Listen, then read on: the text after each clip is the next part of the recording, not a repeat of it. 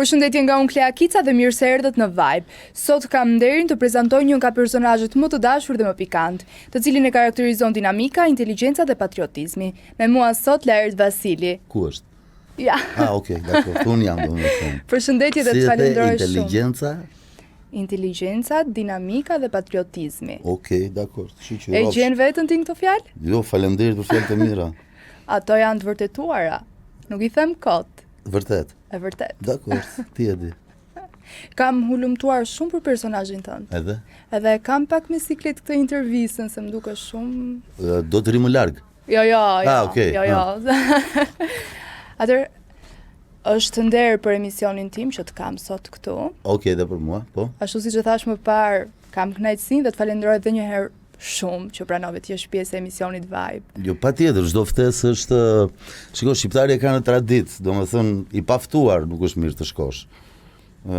Kurse kur të fton dikush, atëherë nëse ti e refuzon, si i bie, ngelet turpe mare për ty, për mua domethënë që refuzoj. Apo jo. Kalojmë pak tek patriotizmi. Ku duhesh ti? Pse Lajert Vasili kaq patriot?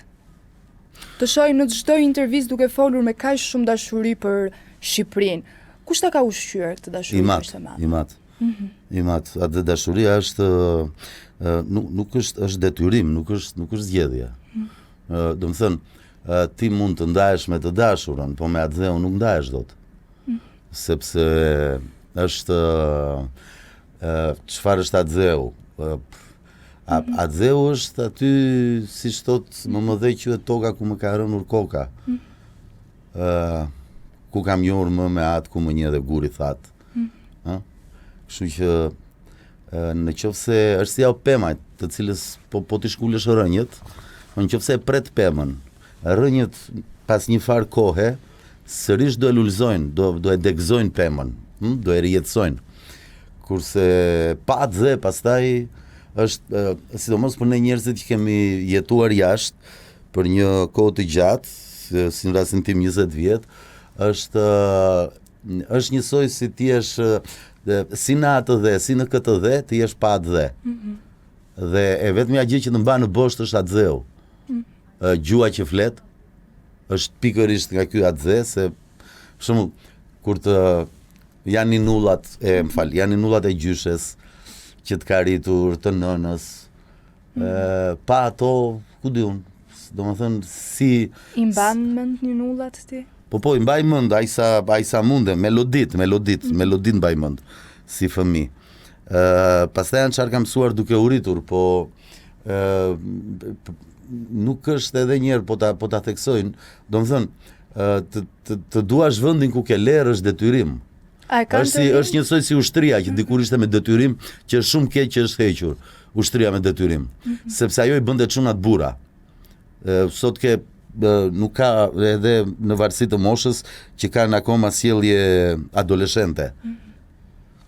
A e kanë të rinë sot dashurinë për atë dhe patriotizmin? Jo, kanë dashurinë për Instagramin. Po. Domethënë ai dalim ja 2 foto për like. Edhe sa followers dhe sa views ke ti. Ndërkohë shpeshherë janë të blera, ju e dini më mirë se unë. Po. Pastaj për katë dhe, domethënë varet, ku di unë, për katë dhe. Për Shqipërinë. Për Shqipërinë, po. Nëse për shembull ata arriten në familje në të cilat flitet më tepër një gjuhë tjetër, shkojnë në shkolla të huaja sepse arsimi është më i mirë në to, apo kanë një si të thuash, për të ardhmen e tyre ndihen më të sigurt se do zënë diku punë. Dhe shpesher ke parë edhe në gjuhën zyrtare futen fjalë të cilat të huaja, nuk janë shqip, domethënë çosh emisionin e lajmeve tani tashmë të duhet përkthyes. Është nëna ime shpesher më thotë çdo më thon kjo fjalë që thon. Dhe unë ja them fjalën shqip dhe më thotë pse se thon shqip. Pas shqip tani nuk është më, po shifja një intervistë në një nga këto televizionet kryesore, ku dikush përpiqej të zbërthente nga fjalëpërbërja e gjuhës shqipe, fjalë të një gjuhë tjetër. Dhe intervistuesit drejtuesit e emisionit e satirizonin, e përqeshnin. Ju siguroj se në çdo vend tjetër, nëse dikush bën një punë që i përket gjuhës së vendit ku ka lerë, minimumi vlerësohet, minimumi respektohet. Unë s'po them ta adhurosh. Si për shembull, unë mendoj që semantika e gjuhës shqipe e Petro Zhej duhet të ishte futur me detyrim në tekstet shkollore. Po. Dhe jo të futet me detyrim prindi 1, 2, 3 dhe 24, ku diun sa. Ti gjithmonë je mbajtur, po je mendimin tënd të drejt për drejt. Unë kam një pyetje. Po. Si po të duket brezi i sotshëm sot në Shqipëri? Cili brez? Ne, breziri. Gjenerata Z. Shiko, guximi i tyre është për t'u admiruar. Po shpeshherë guximi vjen dhe nga padia. Nuk di gjëra, për shembull, dhe ja kërcet si të duash. Pash një që ka qenë edhe kështu pjesëtare, një reality që s'dinte kush është presidenti i Shqipërisë, po ndërkohë mund të flas për politikën shqiptare. Ton dhe të bëj dhe ka një hendek midis asaj që bëjnë, gap i thoni ju, midis asaj që bëjnë dhe asaj që thonë. Dhe ka një vetë kundërshti. Por nga ana tjetër e preferoj se sa të ishin të fjetur, për shembull, apo të trembur. Pastaj njeriu sa më shumë di, aq më shumë zgjerohet rrethi i mosdijes. Dia është si një rreth ku perimetri është mosdia. Sa më shumë të zgjerosh rrethin e njohurisë, aq shumë zgjeron dhe rrethin e paditurisë. Kështu që donjëherë kur s'di asgjë, mbase është më mirë, ku diun. Se mos e ndritëm ne si breze dhe të gjykojmë brezin tuaj. Nuk besoj se e ndritëm. Po. Ju keni jetuar për shumë vite në Greqi. Po. A mund të na thoni si ka filluar jeta juaj artistike atje? Jeta ime artistike ka filluar në moshën 15 vjeç me teatrin e të rinjve në Sarand, themeluar nga Vangela Gora dhe me regji të Thoma Milajt, që i falenderoj shumë, dhe pastaj me Anastas Nikon. Aty kam luajtur në 4 vitet e gjimnazit, të shkollës mesme, sepse ishte 4 vjet në brezin ton. Kam luajtur diku të 7 vepra. Pastaj konkurova në Akademinë e Arteve, fitova, mbarova vitin e parë me pedagog Timo Flokon, që jam i njohës për ato që mësoj, dhe vendosa të konkuroj në Athinë, e lash vitin e dytë. Nuk më përfaqësonte më jeta e Tiranës. Tirana ishte në vite shumë të vështira atëre. Ishin ca kështu antropomorf me flok të gjata, kështu të palara, nxirrin ca si thika, vishesh me ca si meshin, që ata i thoshin lëkur, me ca çizme me maj, hapesh ca dyer makinash, rëmbenin ca vajza, i fusnin brenda, i çonin, i fejoheshin me to në thonjza dhe i çonin jashtë, dhe mbushën semaforët e Europës me to, hapeshin dyert akademisë dhe merresh me dhunë ato vajza. Kështu që sa të vritesha me donjë nga ata, duke qenë se përplasesha shpeshherë nga natyra ime. Vendose të largohesha. Prindërit e mi kur shkova në Athinë nuk më lanë më të kthehem. Thanë do japësh konkurs tu. Po fitove mirë, po s'fitove s'ka gjë. Provo vitin tjetër. Zoti ishte me mua dhe fitova. Si ishte ajo eksperiencë? Ishin 750 konkurrent, fatkeqësisht unë dola i dyti nga 750. Në thonjza e them fatkeqësisht, se po më shef shumë seriozisht. Po. Dhe nuk më besoj që e fitova Akademinë e Teatrit Kombëtar të Athinës. Vazhdoj të jem ende i huaj vetëm, se i huaj për shkak se nëna ime është minoritare, po kur je rrit në vend tjetër i huaje, kot tani thuash i huaje. Po ata ishin jashtëzakonisht përkrahës ndaj meje, brenda mureve të shkollës. Ndihesha shumë mirë të Akademisë të Teatrit Kombëtar të Athinës. Sa dilja është dhe afër, se tani është vendosur, atëherë ka qenë afër Omonias, në rrugën Pireos 52. Sa dilja pastaj përballesha me shqiptarin që ishte kriminal, hajdut, maskara, gjithë epitetet, dhe një nga ata isha dhe unë, dhe kështu jam trajtuar, domethënë. si i tillë. Po patjetër, dhe zyrtarisht, po. Vitin e parë, mrekullia ndodhi në 95-ën, ku presidenti i Komitetit Ndërkombëtar Olimpik të teatrit në botë është siç është UEFA për futbollin, me që jemi edhe me këto skandalet që bën FIFA. Ishte një regjisor Helen Teo Terzopoulos, ai më zgjodhi për në Epidaur për të luajtur Lajmsin te Antigona dhe aty ndryshoi jeta ime. Pastaj filluan të më trajtonin si star. E kuptoj, po çfarë diferencë ka, cila është diferenca mes industrisë artistike midis Greqisë dhe Shqipërisë? Në Shqipëri nuk ka industri. Ku e ke industrin? Kush është industria në Shqipëri? Sa herë ke ardhur në teatrin kombëtar? Përgjigju, ha? Po kam ardhur disa herë. Po sa herë? Të kam parë në përshfaqje. Po jo mua, më lër mua, sa herë ke ardhur ti? 3 herë. 3 herë. E shikon që e di unë që ka ardhur 3 herë. Si e gjetë ti që kam ardhur 3 herë? Po kam lidhje me atë lart. Dgjoj. Po të kishte industri do kisha ardhur 33 herë. Nuk do kisha ardhur 3 herë. Shqipëria me këto mundësi që ka është mjaftueshëm në gjithë gjën që bën.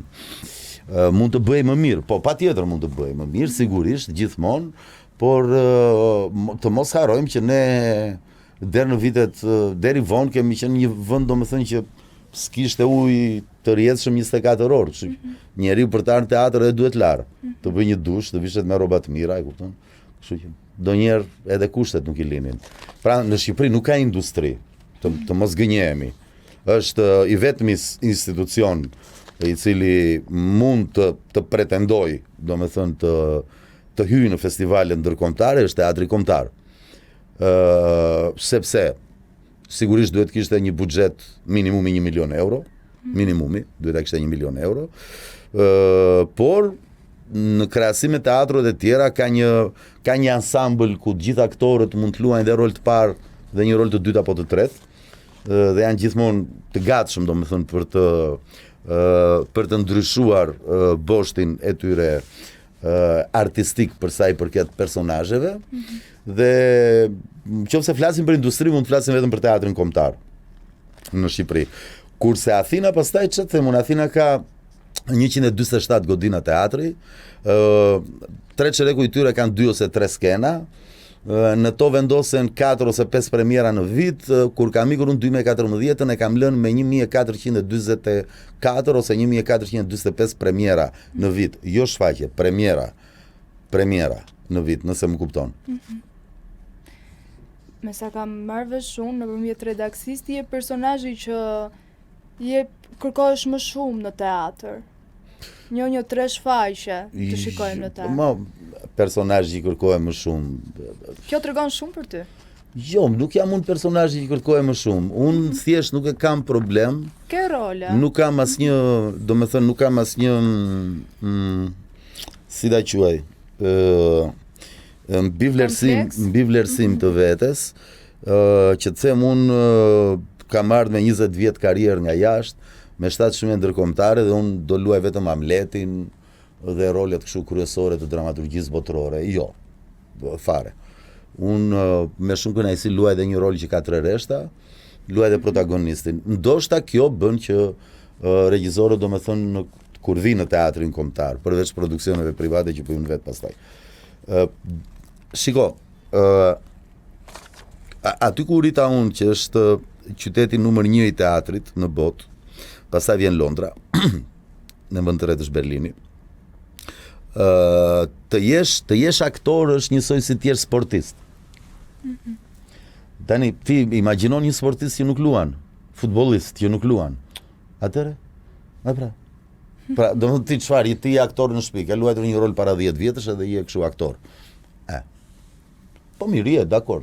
Për mamin, babin je. Për publikun nuk je. Po sigurisht nuk je.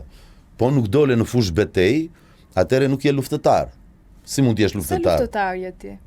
Po ku di unë si thua ti?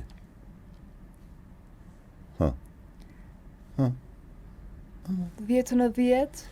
Po më 10 në 10 ishte Kadri Roshi, nuk jam unë. Po tani ne përpiqemi. Ti më pyete mua dhe unë t'jap me. Ne përpiqemi, jo, po tani seriozisht, jo. Domethënë ai brez ka qenë vërtet një brez që punonte shumë, hiqi mantelin petkun e propagandës, me të cilat shkruheshin dramat shqipe, ose përzideshin Po dhe për presin tuaj thonë që punoni shumë. Kështu mund të themi. Po, shiko, tek Fausti i Gëtes, Gëte shkruan që pasi bën kontratën me Mefistofelin që në qoftë se në një moment do ishte i lumtur, ai do i merrte shpirtin. Fausti lumturinë e tij e gjen në punë dhe kështu mbaron në fund. Po ti e ke gjetur lumturinë tënde në punë? Vetëm në punë. Lumturinë e gjen vetëm në punë. Shiko, të dalësh përpara marrëdhënia e aktorit me spektatorin është erotike. Po. Pse? Nuk është deklamative. Pse është erotike? A mbyllen dritat për spektatorin dhe është në errësirë? Po. Okej. Dhe hapet një dritë e tisha vetëm mua, ha? Okej. Shifin çik veten në ekran si tani. E shef? Që është marrëdhënie erotike. Si jam tani? Po ku di? Po e bukur se ç'duhet. Po. Jo se ç'duhet, jo, jam më e ndritshme. Marrëdhënia është erotike, nuk është deklamative. Ne për shumë kohë kemi patur një teatr deklamativ ose teatr si thuash radiofonik ku luhej nga qafa e lartë vetëm. Sot është gjithë trupi i aktorit, gjithë po jo të gjithë aktorët e bëjnë si ti.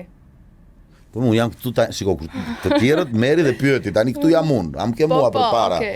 Prandaj marrëdhënia është erotike dhe orgazma më e madhe është duartrokitja. E spektatorit për shfaqjen, për aktorin.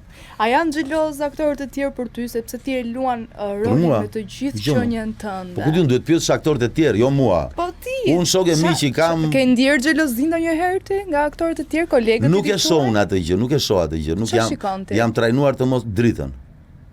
Nuk jam mësuar të shoh errësirën. Jam mësuar të eci me dritën. Domethënë, unë besoj shumë dhe gjëja e fundit që bëj të hapi që nga prapa skena ose anash skena si varet nga fy për të hyrë në skenë është ai është kalimi i ndërmjetëm nga realiteti në magji. Në një skenë magjike. Okej. Dhe kur hedha të hapin, ke parasysh që ka disa të qindat sekondës që ti je me një këmbë jashtë skene dhe këmba tjetër po prek skenën. Ajo kohë ndërmjetme ajo ka të bëj vetëm me perëndin, me askën tjetër. Unë jam krishter ortodoks, unë bëj kryqin dhe hy. Dhe pastaj e di ai lart. Unë përgatitem nga ana teknike, por pastaj është çështje e Zotit. Ti the që shikon dritën. Po. A ka dritë mes kolegësh në teatr? Po sigurisht, ndryshë ne do bënim teatr. Nuk do bënim teatr, do punonim në bank. Po. Do jepnim kështu tendera ku të jetë, do bënim çuditëra. Jo, ne punojmë në teatr sepse ne jemi punonjës shpirtëror. Prandaj, domethënë ne kemi të njëjtin detyrë, ashtu siç kanë njerëzit që i shërbejnë Perëndis, mund të jenë priftërinj, hoxhallar, çdo gjë, pastor, ne kemi atë detyrë të shërojmë shpirtrat e njerëzve. Dhe të mundohemi të jemi përcjellës të atij mesazhi që vjen nga lart. Sa i keni shëruar shpirtrat e njerëzve? Nga mesazhet që keni marrë, se keni marrë fakti që në teatrin kombëtar është shtuar pothuajse është 10 fishuar numri spektatorëve, do të thotë që kemi bërë punë të mirë. Është diçka pozitive. Kështu mendoj. Atëherë ty të kemi parë dhe në teatr dhe në film. Po. Ku e gje veten më shumë në teatr apo? Është profesion tjetër. Është gjini tjetër, jo profesion. Është gjini tjetër. Kinematografia është gjini tjetër, duhet të gradosh mënyrën tënde të interpretimit tek në minimalizmin e objektivit që ka kamera përpara teje. Teatri është gjë tjetër. Teatri mund të drejtohesh njëkohësisht, siç më ka ndodhur në Epidaur, 15.000 spektatorëve.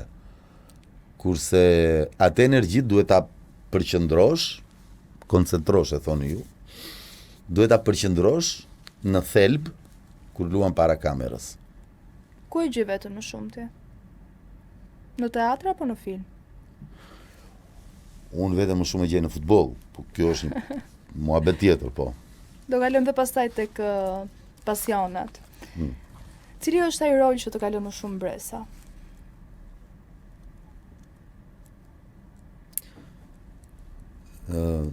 Stresi, të kush e solli dorën tinën.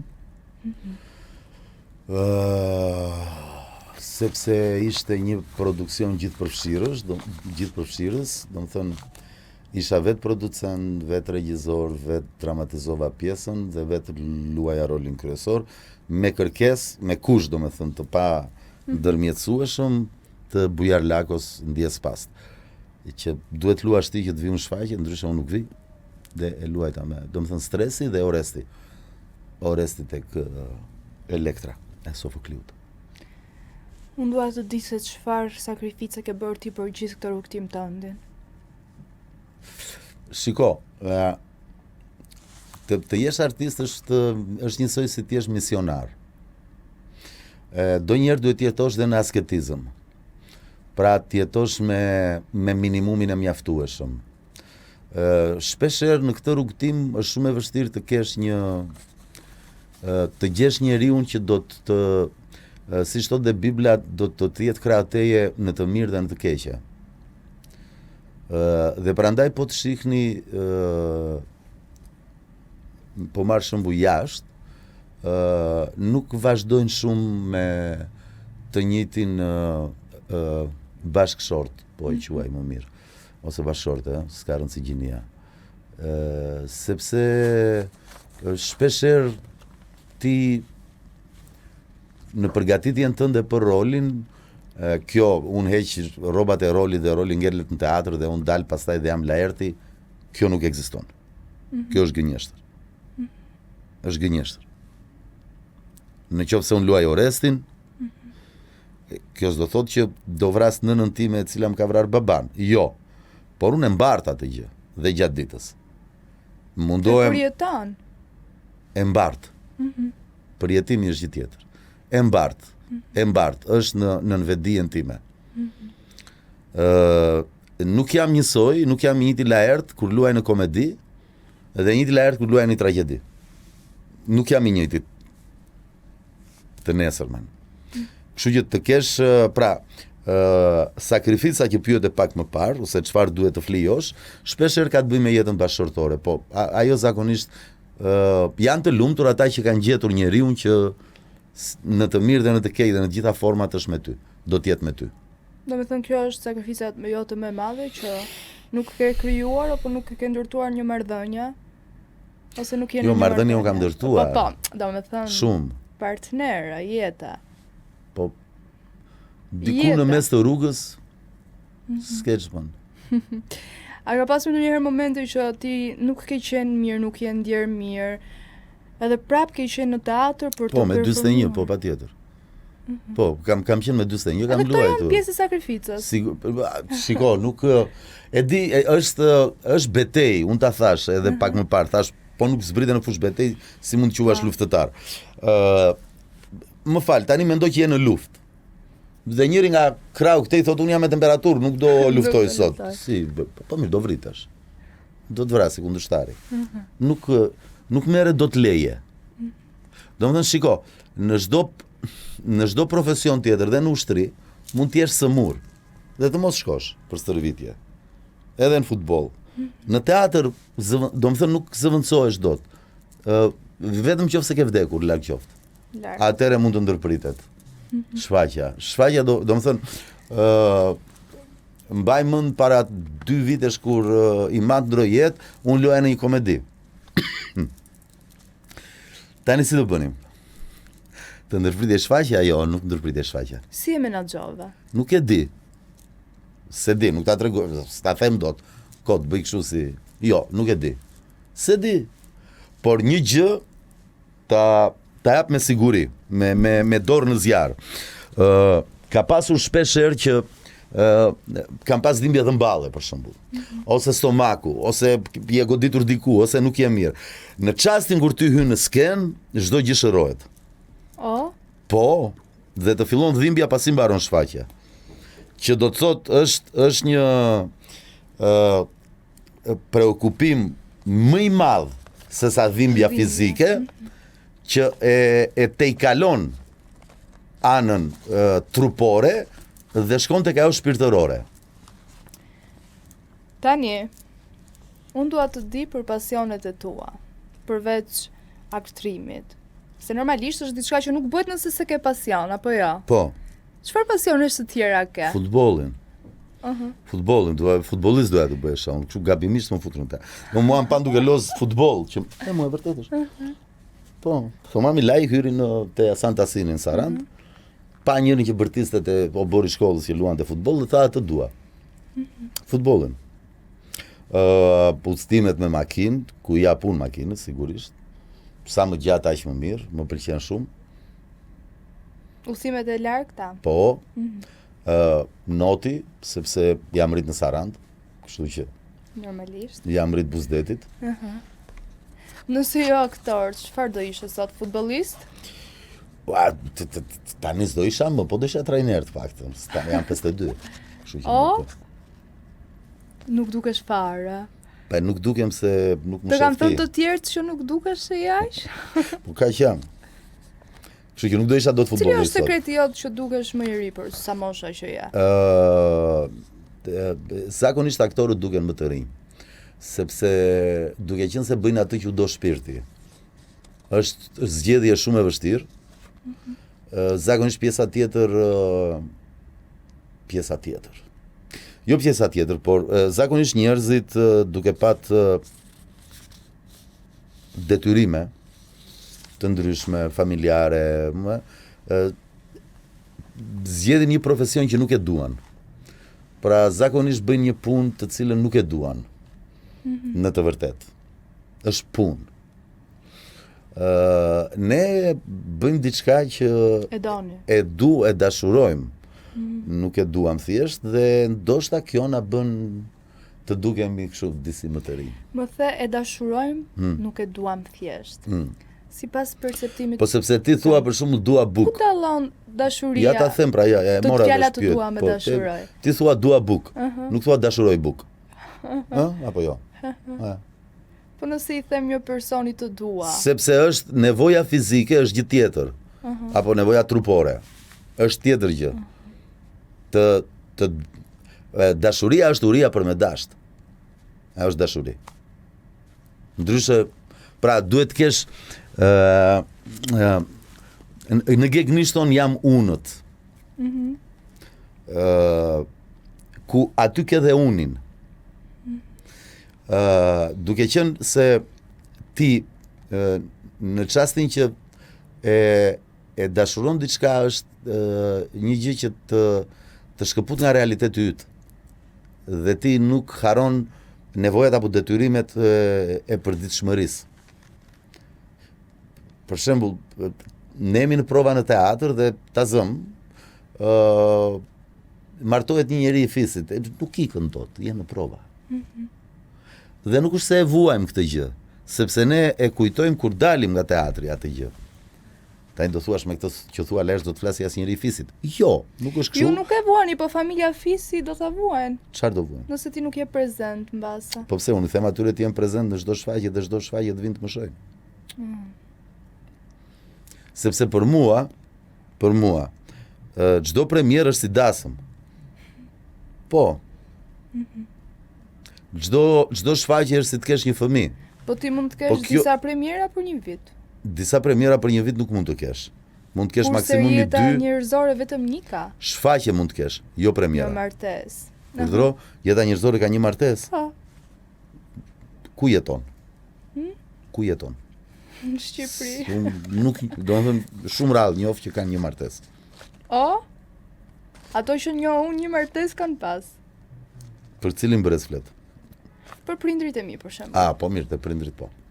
Po pse brezi tanishëm nuk ka një martesë? Jo, me sa shoh jo. Sa kanë, paralele apo mbaroj njërën futen tek tjetra? Nuk kam studiuar martesologjin, por di shumë mirë që në këtë brez, siç e shohim, kanë dhe marrëdhënie paralele, shpeshherë bëjnë thjesht për dalë në për këto tabloidet. Pse ndodhin marrëdhëniet paralele në këtë pres? Si mendon ti? Sepse janë bosh shpirtërisht. Po. Nuk besojnë. Në dashuri? Nuk besojnë në përgjithësi. Nuk besojnë në përgjithësi. Dhe kur të mungon besimi, detyrimisht të mungon dhe vetë besimi. Po. Dhe që të ngresh pastaj vetë besimin, fillon të tjerët i trajton në mënyrë me e përsin ndaj tyre. Pra i shef si më të vegjël se ty. Dhe aty bën gabimet më të mëdha. Dhe duke qenë se jetojmë në një realitet i cili nuk ka më të bëj me demokracinë, po ka të bëj me pornokracinë. Që do të thotë? Pornokracia do të thotë që akoma dhe reklamat e produkteve që s'kan të bëjnë me erotizmin realizohen me modele të cilat shumë kanë ndonjë rip kështu sipër. Apo prishet shoqëria nga ky fenomen? Okay.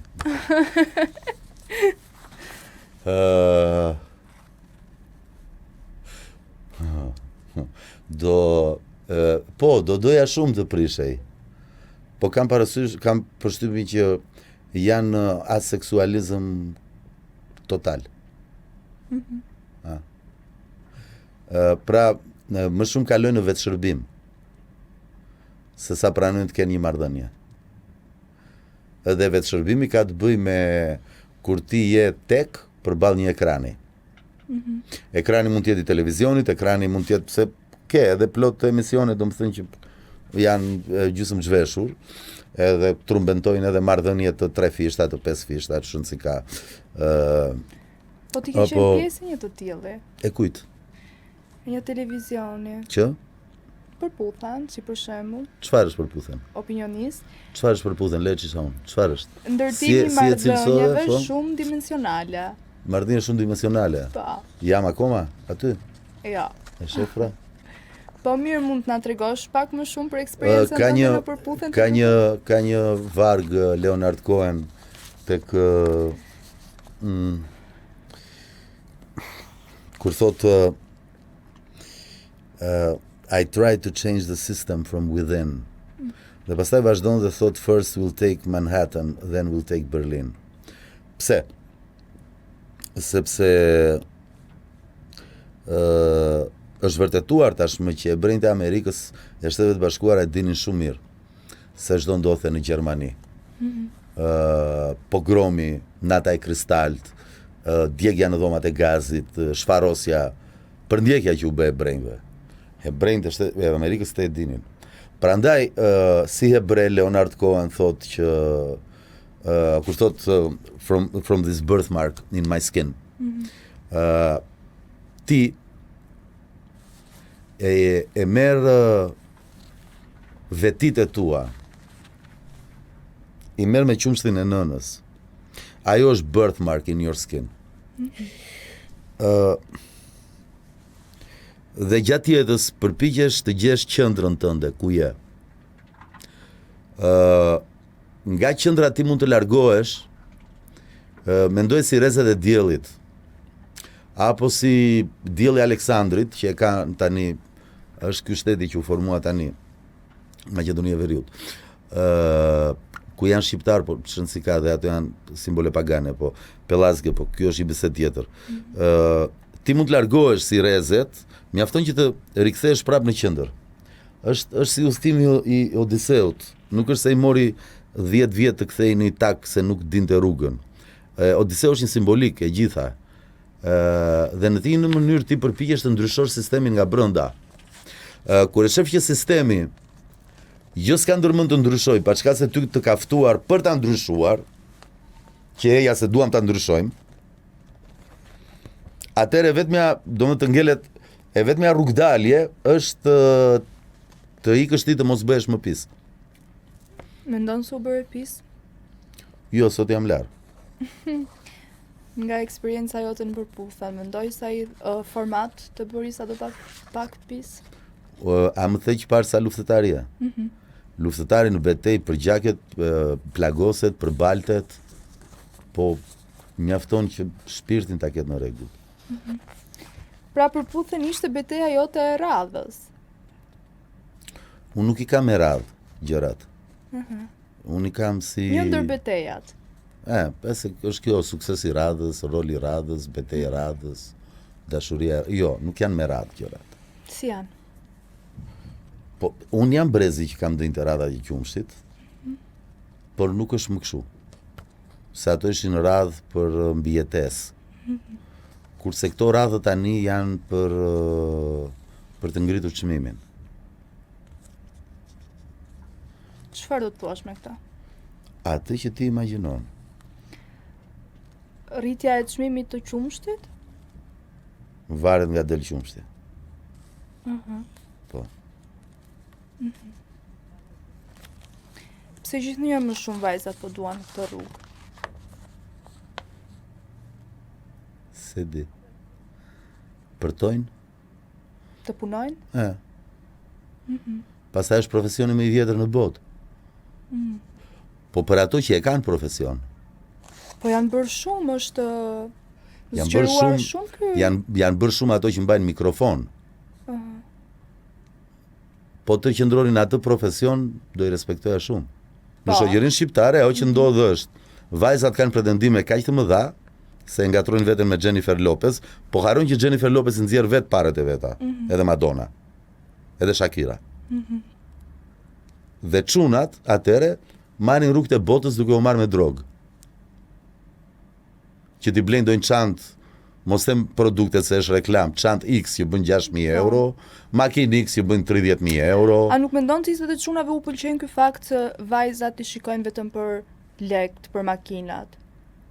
Se në momentin që ekspozon makinat, do të thotë që u pëlqen ky fakt që vajzat tërhiqen vetëm nga lekt që ai ka. Më ngatrove pak, ja thuaj edhe një herë.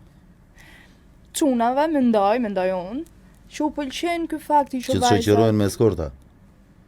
Që vajzat tërhiqen vetëm nga ato çfarë kanë ato.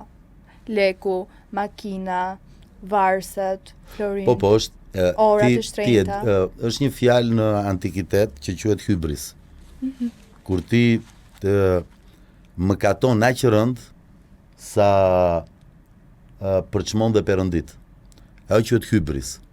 Odisea prandaj ende 10 vjet. Sepse shkakton hybris ndaj Poseidonit. Përse këto vajza neglizhojnë faktin ose të i kalojnë që këta janë gjithë martuar? Si se diti. Ti s'di asgjë. Ti di vetëm bësh pyetje. Po do njerë thua mos e ke fjalën për atë gjë. Për këtë nuk kam përgjigje. Jo, do kesh përgjigje. Shiko, fjala përgjigje është shumë afër ka të njëjtën rrënjë me fjalën përgjegjësi. Pra çdo përgjigje është një përgjegjësi.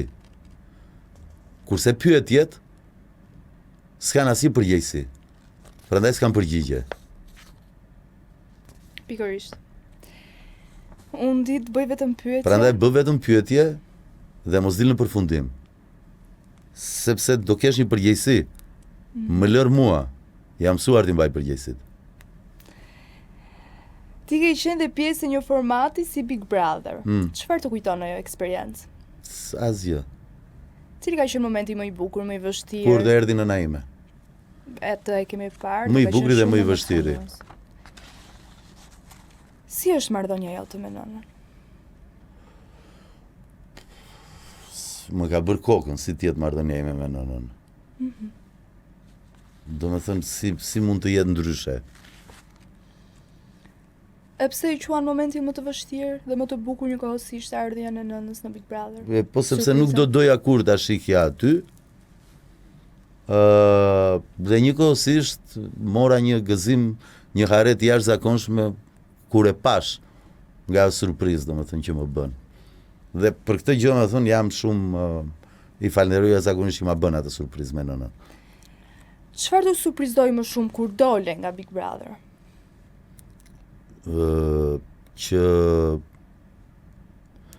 të gjithë njerëzit më thoshin kemi votuar ty. Edhe është e vërtet. atëherë të tjerët kush I votoj? Qofse di votuar mua. Edhe në redaksin ton madje ka disa që të kanë votuar shumë. Po pra atë po them, atëherë kush I votoj të tjerët?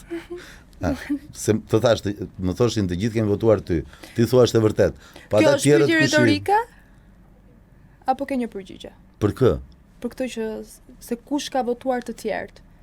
Po pra të pyet aty se the është e vërtet, të gjithë kemi votuar ty. Atëherë kush ka votuar tjerët? Unë di për redaksin ton, unë flas për redaksin ton. Po kështu më thon gjithë pra. Pse ti nuk I beson, domethënë? I besoj. Po ngre pikë pyetje për redaksin tim edhe atë që them. Jo, nga që ju besoj, në qoftë se të gjithë mua. Po të tjerët kush I votoj? Ti po vën pikë pyetje mbi votimin tani? Jo, po të pyes, sepse këtë thoni të gjithë, që të gjithë ne votuam ty lart. Jo të gjithë. Jo të gjithë. Jo të gjithë, unë flas për ato që e di. Se s'del proporcionalja. Ore, po me Valbonën çfarë ndodhi, u takuat më? Jo. Pse tako? A ishte vërtet ndjesia që Laerti dukej se kishte për të? Patjetër. Apo jo? Patjetër. Patjetër, nuk diskutohet. Ti am se vetë që je drejt për drejt. Po. Sigurisht. Por shifje gjëra të tjera pastaj që nuk. Po në një reality show mbase. Urdhro? Në një format të tillë mbase nuk. Unë nuk jam futur në format si aktor. Të tjerët u futën si aktor. Të tjerët kishin vite që studionin formatin dhe u futën në atë format për të luajtur një rol. Unë jam fut si Laerti. Unë se kam parë ndonjëherë. S'ke pas? Asnjëherë, jo. Asnjëherë. E vetëm një moment kanë qenë më zbër një telefonat dhe më kanë thënë shif Eglën. Dhe ka qenë momenti që kanë çuar Eglën tek teatri Skampa. Vetëm atë pjesë kam parë. Nëse do t'u jepte mundësia sërish, do t'u rifusja në Big Brother, do të merrje pjesë përsëri? Për çfarë si? Kot se s'kam shpërim jetën time. Jo. Apo s'ka kush. Po unë baste përgjigjes që do më japësh, do ta kuptoj nëse ti të ka vlejt ky format. Po ja e kuptove, çfarë fitove nga kjo? Po kurioziteti im. Kot për kureshtje mo. Po për kureshtja. Po për kureshtje nuk bëjmë intervistë. Për kureshtje, ke parasysh, kureshtja vrau Macën, që ka 9 shpirtra. Nëse do për kureshtje s'ka përgjigje. Unë them edhe për publikun. Nëse do me thënë vërtet të jetë një përgjigje e cila vlen edhe për publikun, edhe për të njohur ty më shumë. Jo, nuk do futesha në asnjë mënyrë. Pse? Po ushtria një herë bëhet, nuk bëhet prapë herë dytë. Në qoftë se hyn për herë të dytë, nuk hyn si konkurrent. Po ushtria është për burra. Kështu e the ti? Po prandaj thash. Po. Për herë të dytë nuk hyn më si konkurrent, sepse pastaj e një lojën. Do hysh ose si trajner, domethënë është si ti thuash dikujt që çat se mund thuaj Maradonës tani futu prap nëse është i ndjer tani, po futu prap kapiteni i skuadrës. Jo, o trajner do jesh, o presidenti i skuadrës, o gjë tjetër. Tani, përveç pasioneve dhe arritjeve që ke bërë në jetë, besoj se ke dhe frikra. Si të duash ti, a e beson ti këtë gjë? Po, nga çfarë ka frikë Laerti?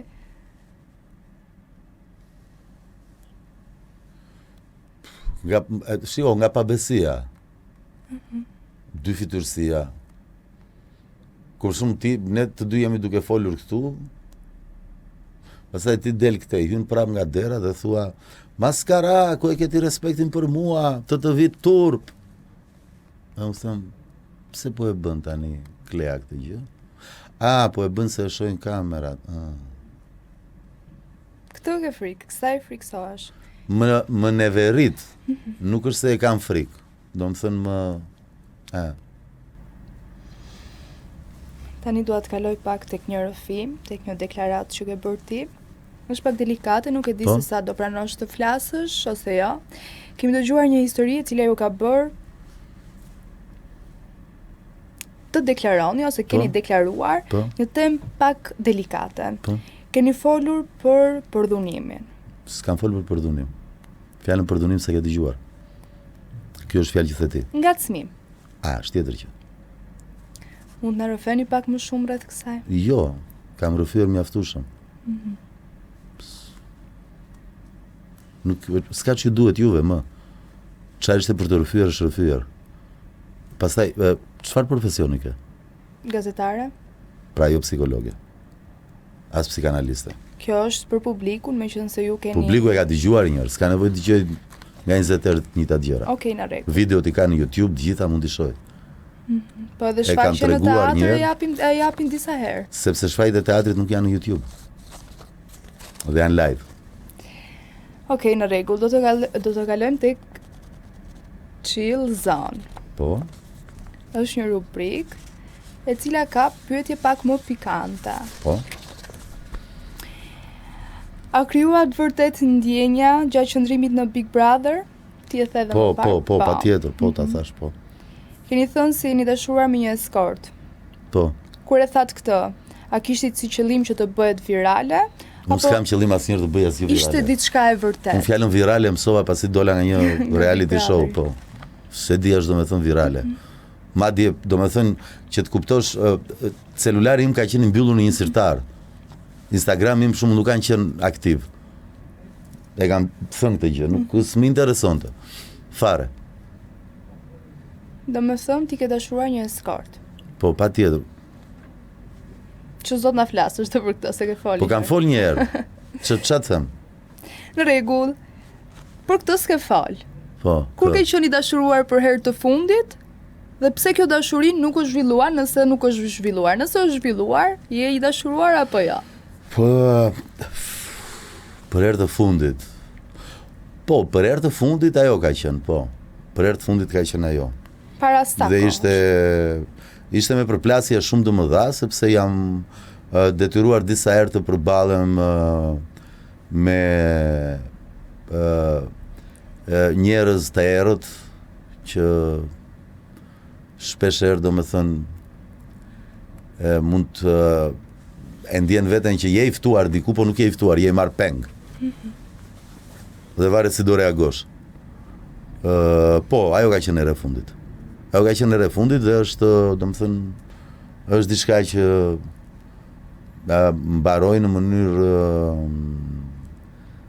shumë të shëmtuar, me kërcënime, me gjëra nga ana. Po e tyre patjetër, po që fal Zotit ka shtetë dhe kështu që. Domethënë nuk ke dashuruar më nga ai moment. Jo. Sa i hapur je ti për një dashuri të re? Po, unë i kam hap 2 kopsa të mysh, po deshe të hap ndonjë tjetër.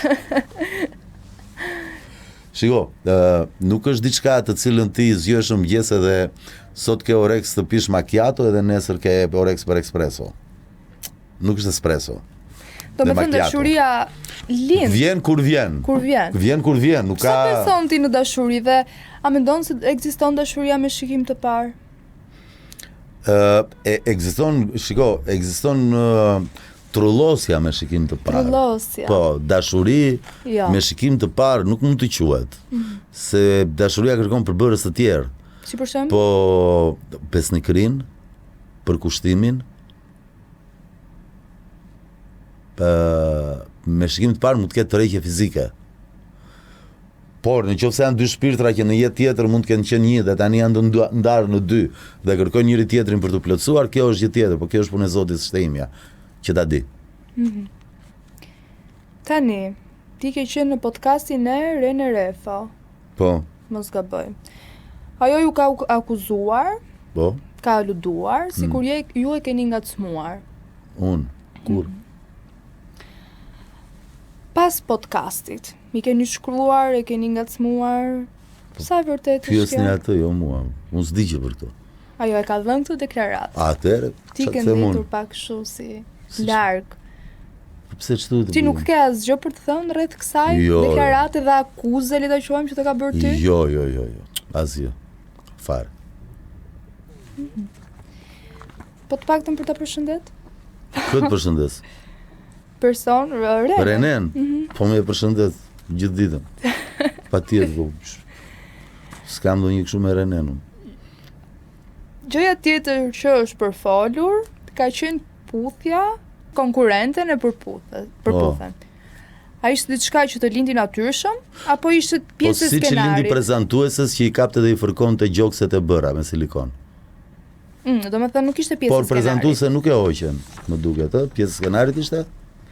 Jo, nuk e di unë të pyet. Ja, po të pyes dhe unë ty. Nuk e di. E ke parë. Jo, nuk e kam parë. Se ke parë? Jo, të themi, t'jem realiste. Vërtet. Si është e vërteta? E vërteta? Unë se kam parë. Atë që sa po thash, po flet për të njëjtën konkurrente që bëri gjoksin Silikon dhe prezantuesja e programit ja prekte live dhe i thoshte çuna shifni Samir. Për atë po flet. Po, nëse ti ke puthur vetëm atë, për atë po flet. Po flet për atë.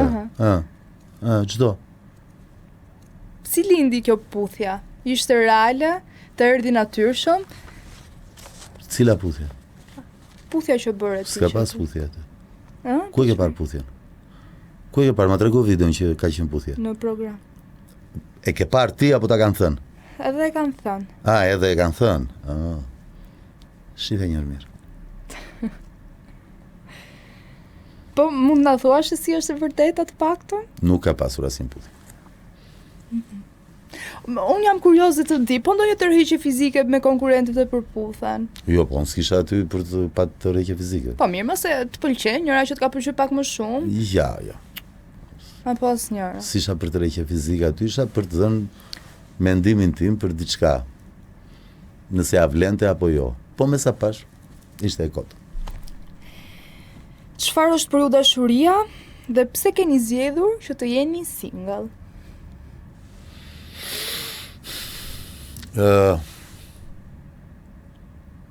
Dashuria është e vetmja ndjesi që ty të bën të harrosh veten. Ajo quhet dashuri. Pse keni zgjedhur të jeni single? Apo nuk don të harrosh veten? Sepse sa herë që kam harruar veten për tjetrën, më është kthyer bumerang nga kërkesat dhe nga rritja e çmimit. Sa dashuri të vërteta ke përjetuar në jetë? Më duhet pak kohë tani për këtë gjë. Domethënë nuk e di. Mund ta mendosh. Po ç'të mendoj, 2, 3, 4, ku diun diku atje. Ka shumë dashuron njeriu në jetë? Pse? A theti që je i hapur? Po. Unë kam dashuruar si njeriu vetëm një herë dashuron. Sa vjeç je? 20. E shikon. Ke edhe 32 vjet të tjera të vish tek unë. Edhe të dashuroj 5 herë. Dhe 15. Në qoftë se do, me shpirt. Po në qoftë se do. Po mund t'jesh nga njerëzit me fat që e gjen njeriun tënd direkt. Jo të gjithë e kemi atë fat. Ke bërë ndonjëherë ndonjë të çmenduri për dashurinë?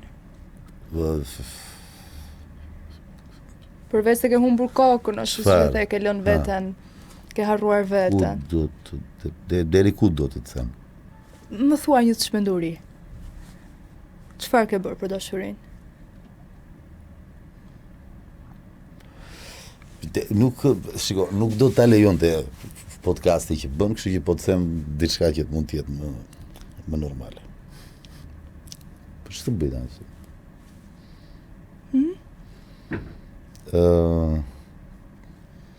Po, okay, mund të them për shembull që jam që të mos bie në sy me një llaf, të mos njifem që jam unë. Kam shkuar në i maskuar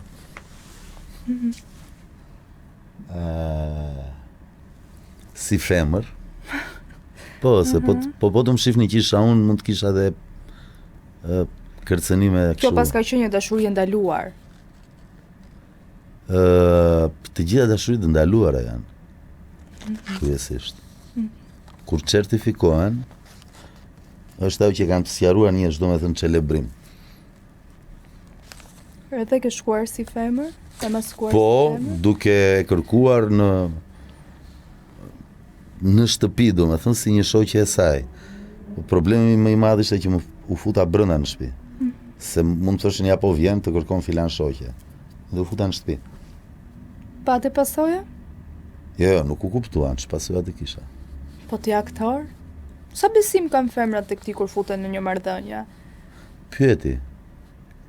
Si mund të pyetësh mua? Po nga eksperiencat pra, të kanë dhënë, do me thënë, u ke dhënë besimin, kanë qenë në pyetje nëse ti je real apo jo, duke qenë si edhe aktor. Po është problemi tyre, jo imi. Sa real je ti në një marrëdhënie? Po Kur nuk je i dashuruar që shef. 100%. Po çdo më nuk ka përqindje. Çike këto tani, s'ka përqindje, çdo më thon përqindje. Po, kur është Jam i dashuar 70%, pse ku e kupton ti që është 70% apo 90%? Po tani është ajo që e ke shumë xhan, e ke qef, ke tërheqjen fizike. Po edhe qenin e ke xhan. Dashuri. Nuk e di unë, nuk e kuptoj shumë mirë dashurinë, por që Po se je 20. Ke lexuar Lulet e Skejqes të Baudelaire? Si e ke lexuar? ja. E pra, shikon. E pra. Ja, Ke se lexuar unë një poezi të s'besoj Kavafis dashuri. për shembull. Unë s'besoj në dashuri ndaj. Nuk beson në dashuri. Po ti je produkti i dashurisë. Si mund të besosh, të mos besosh? Pse ti mendon se ka dashuri në këtë kohë? Po pse është kohë e kolerës? Edhe në kohën e kolerës ka dashuri. Është Gabriel Garcia Marquez. Unë s'besoj në dashuri. Po Është problemi im, tek unë. keq i bën vetes tënde. Jo mua, as ky tjetër. Të mos besosh në dashuri. Mbase edhe ka. A do doje që në të ardhme të afërt të bëhesh baba? Dhe mund t'jem bërë, po se di. Si Mund t'jesh bërë? Po edhe mundet, s'ma kanë thënë. Me sa di unë nuk jam. Me sa kam njohuri unë. A je krenar për Lajrit Vasilin sot? Unë t'jem krenar, pse? Për arritjet që ke bërë. Jo, më unë se më falemnderit Zotit që jam gjallë. Edhe kam Për suksese. punoj edhe jetoj, kaq. Çka këtu për krenari, pash Zotin. Çfarë nuk di publiku për ju? Atë që s'do e mësoj do të kur. Sekret. Atë çfarë nuk di publiku. Atë që s'do e mësoj asnjëherë. Tani unë edhe një pyetje të fundit. Ha. Sa i lumtur është Lajri sot? Pas kësaj interviste me ty, jo dhe aq. O, Po. pse? Se është herë e parë që kam përballë njëri që s'beson në dashuri.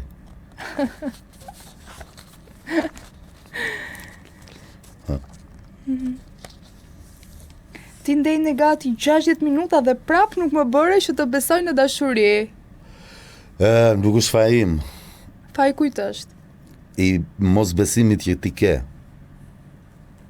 Do më thënë, njeriu në këtë epok materialiste që jetoni ju nuk besoni në qoftë se nuk prekni një gjë.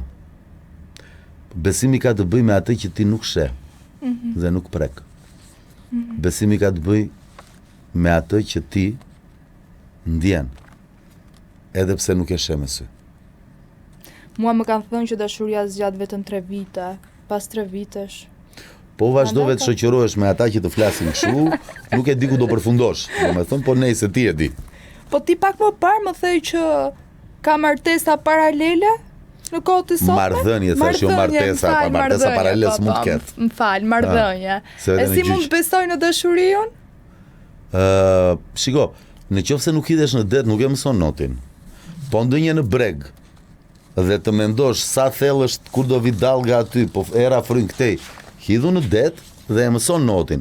Të paktën në Sarand kështu e ke mësuar notin. Na hedhi në det dhe e mësoje se do mbytesh. Kam qenë në detin Adriatik që është i cekët. Atëre të duhet të ecësh shumë më tepër derisa të arrit thellësia. Po, shumë. Atëre ke shumë rrugë. Sa po edhe përgjigjen. Po mirë edhe pyetjet fundit. Sa duash, vazhdo. A mendon se njerëzit kanë frikë të dashurojnë?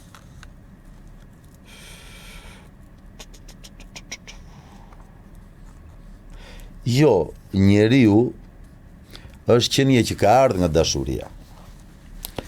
Dhe ti nuk ke frikë të përjetosh ndjesinë e cila ty të ka krijuar. Ti më the që kur dashuron humbet veten. Unë kam frikë se do humbas veten. Të thash atëre quhet dashuri. Po, Kur ti vë tjetrin apo tjetrën mbi ty. Por për këtë dashuri po të pyes unë. Këto dashuri janë ato që bën shkrimtar shumë të mëdhenj të shkruajnë kryevepra që ke sot. Dhe janë jo të pakët, që nga Victor Hugo, Dostojevski, Kafka, për shembull lexo Letër për Milenon të Kafkës. Më kupton se prandaj po të them, është shiko, dashuria nuk është kështu. Scroll, like, scroll, like, Çfarë, si është dashuria? Si është dashuria, jo. Është ta presësh poshtë balkonit. Po ku ka meshkuj sot që presin Po jam një e ke përballë. Ua, ku kam meshkuj Ti sot? pret poshtë balkonit, po serenatat? Pa fund, serenata jo se s'di të këndoj, kam zënë si gomar, po. Këndojnë trëmbë pallatin. Ti do me thënë bën serenata, je kaq romantik. Unë jam shumë më tepër se ç'duhet, po kjo është se e dua unë këtë gjë. Do këtë gjë e dua unë. Me të gjithë femrat je kështu romantik ti? Apo zgje? Si me këto që shoh në rrugë mo? Jo, me këto që krijon marrëdhënie. Po patjetër, sigurisht, por ai sa zgjat derisa shgënjem. Kur shgënjesh, pastaj s'ke ç'bën, nuk. Për çfarë je zgënjur më shumë në marrëdhënien që ke pasur? Për flokët, çike këto tani. Ta thash edhe një herë. Në qoftë se ti del nga fjala. Jo del nga fjala se kemi lënë që do. Jo. Kur shoh që përballë nuk kam një njeri të vërtet. Por kam një njeri që fshe. E kuptoj, dy fytyrësia, po. Po nëse serenata nuk këndon.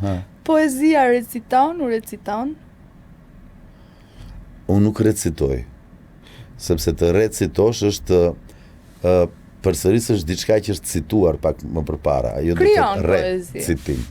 Interpreton ndryshe. Zakonisht shkruaj dhe i them. Do ma thuash një poezi që të ke shkruar për dashurinë? Pse? Çe do? E dua. Pse? Që të besoj tek dashuria. Dhe të besoj që ka njerëz, ka meshkuj akoma që shkruajnë për dashurinë dhe bëjnë gjëra për dashurinë. Okej.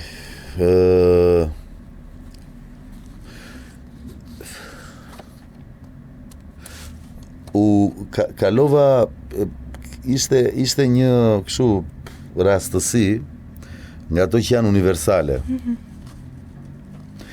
Nuk kuptova, do të thënë që kisha kaluar pikërisht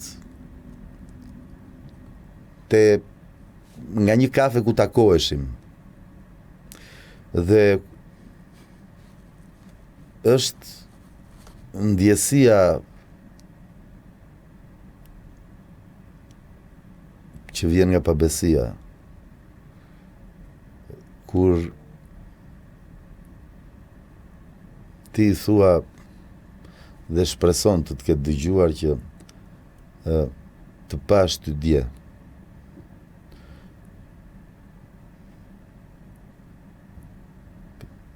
Pikërisht atje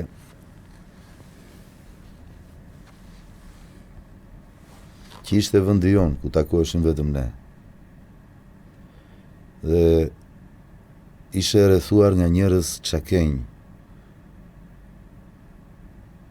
Dhe e friksuar, bëre sikur s'më pe. E mendova se do betohem një ditë do t'i vras. Të gjithë ata, duke i marrë me radhë. Ata të mallkuar që ty të mësuan vdekjen e bardhë. Dhe nuk që ishte e thënë të ndodhte si vjet, por do të pres në një tjetër jetë. Te një kala që zbret në det, dhe unë nuk ka nevojë ta them emrin sepse ti e di shumë mirë në cilin qytet. Ndoshta në një tjetër jetë. Më kaq. Ishte shumë e bukur. Faleminderit. Ishte shumë e bukur. Prandaj thash nuk recitoj. I them, thjesht. Çka? S'kam fjalë. Këtu është ndryshimi i teatrit. Ja u shpyete pak parë. Që të lëm pa fjalë. Jo, se merr energjinë e tjetrit. Në film ti nuk merr asnjë energji, shef celuloidin.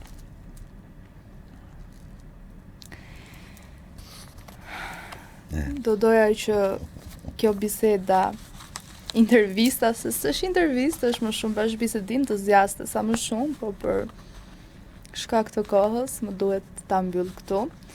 Edhe një herë shumë faleminderit, ishte kënaqësi Edhe për mua. Rofsh dhe bravo të qoftë që je kaq e re dhe ke gjithë guxim që të bësh një podcast krejtësisht me aftësitë e tua personale. Çfarë vibe të dhash një? Se emisioni quhet emisioni Vibe. Çfarë vibe i patë ti? Blue Rose. Ja, pra kështu erdhi fundi këtij programi, bashkë do të shihemi sërish nesër në orën 11. Mos harroni të na ndiqni, mirupafshim. Ju pëlqeu kjo video? Atëherë bashkohuni me ne. Na ndiqni në Instagram, Facebook dhe TikTok dhe bëni subscribe në YouTube. Klikoni like dhe share dhe aktivizoni njoftimet për të mos humbur asnjë video të re. Faleminderit për mbështetjen.